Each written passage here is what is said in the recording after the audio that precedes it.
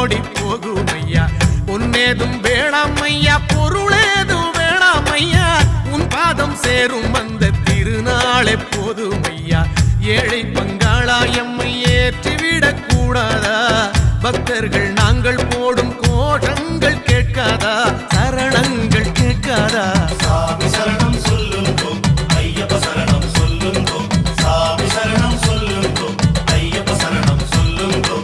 கண்ணாலே பாருமையா, கண்ணால பாருமையா, இல்லாமை தீருமையா, இருளோடி போகுமையா. பொன்னேதும் வேணாமையா, பொருளேதும் வேணாமையா, உன் பாதம் சேரும் அந்த திருநாளே போதுமையா.